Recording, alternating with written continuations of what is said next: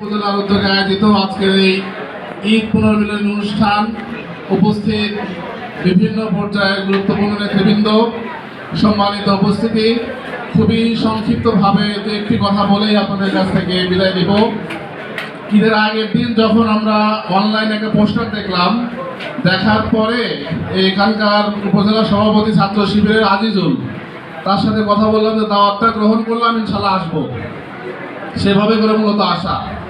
আমি মূলত আজকে এখানে আসছি যে বিগত নির্বাচনে ইসলামী ছাত্র শিবিরের ভাইয়েরা, বাংলাদেশ জামাত ইসলামীর ভাইয়েরা এবং বাংলাদেশ জামাত ইসলামীর মহিলা বিভাগ সহ যারা এখানে কাজ করেছেন তাদের প্রতি কৃতজ্ঞতা জানানোর জন্য।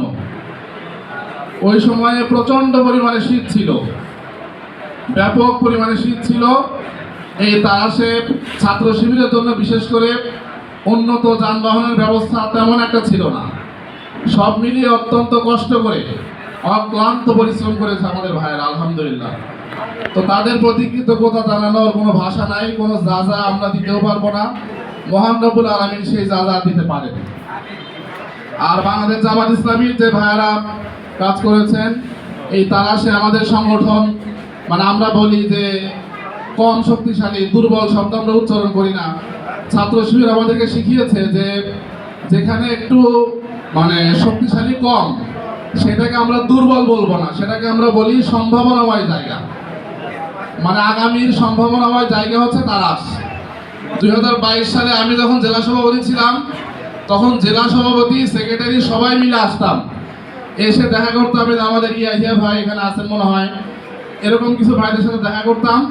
জেলা সভাপতি হয়ে আমরা তারাশে আসতাম, তারা হলো কর্মী, তাদের কাছে আসতাম।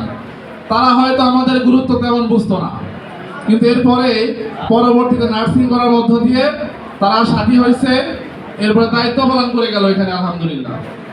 চেষ্টা করেছি আমরা, আগে কিছুই ছিল না, এখন আলহামদুলিল্লাহ আছে।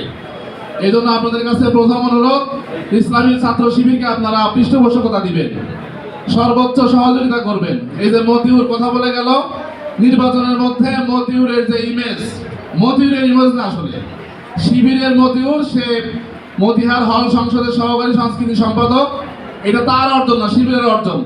তো শিবিরের অর্জনকে কিন্তু আমরা ব্যবহার করছি, বিভিন্ন জায়গায় গিয়ে তাকে পরিচয় করিয়ে দিছি। জনগণ বুঝতে পারছে যে আলহামদুলিল্লাহ রাজশাহী বিশ্ববিদ্যালয়ের ছাত্র নেতা। এটা কিন্তু কিছু কাজে দিছে আমাদেরকে। এই জন্য ছাত্র শিবিরের যে ইমেজ আমাদের এখানে আছে, এইটা যেন আমরা ধরে রাখতে পারি এবং ছাত্র শিবিরকে যেন সঠিকভাবে সহযোগিতা করা, পৃষ্ঠপোষকতা দেওয়া, এই কাজটা যেন আমরা করতে পারি। দ্বিতীয়ত হচ্ছে, আমি ইতিমধ্যে সাবেক হয়ে গেছি। বিগত ফেব্রুয়ারি মাসের 22 তারিখে আমি ছাত্র জীবন আমার সমাপ্ত হয়েছে। ওই দিন সেক্রেটারি জেনারেল মেসেজ দিলেন যে আপনার ছুটি হয়ে গেছে, আলহামদুলিল্লাহ। তো ওই দিনই জেলা আমির সাহেবকে ফোন দিলাম যে আমি জামাতে যোগদান করব। উনি ছিলেন হচ্ছে সলঙ্গায়, বলেন পরের দিন যোগদান করো। তো 23 তারিখে জামাতে যোগদান করলাম। শহর জামাতের জনশক্তি হিসেবে আসি পৌরসভা সিরাজগঞ্জ। সেখানেই শুনলাম যে প্রতি শনিবার পাঠচক্র হয়, প্রতি শনিবারে পাঠচক্র শুরু হয়ে গেছে। এবং আমরা একটা বিষয় চিন্তা করছি যে ইসলামী ছাত্র শিবির হচ্ছে আবেগের সংগঠন। মানে আবেগ তো একটা সময় পর্যন্ত থাকে, বাস্তবতায় গিয়ে একটু আমাদেরকে সমস্যায় পড়তে হয়। আর বাংলাদেশ জামাত ইসলামী হচ্ছে বাস্তবতার সংগঠন, এটাই মূলত বিষয়। আমরা চিন্তা করেছি যারা এখনো এরকম হন নাই তাদের জন্য কথা, যে আমাদেরকে কোনো ধরনের মানে নার্সিং যেন আমাদের দায়িত্বশীলদের করতে না হয়।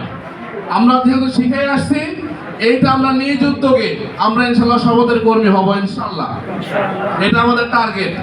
সিলের গানে যদি খোঁজ পাই যেমন জায়গায় প্রোগ্রাম আছে, আমরা সেখানে চলে যাব। কে দাওয়াত দিল, কোন ভাই দাওয়াত দিল না, কে আমাদেরকে মূল্যায়ন করলো, কে মূল্যায়ন করলো না, এইটা কোনো সাবজেক্ট হবে না আমাদের জন্য।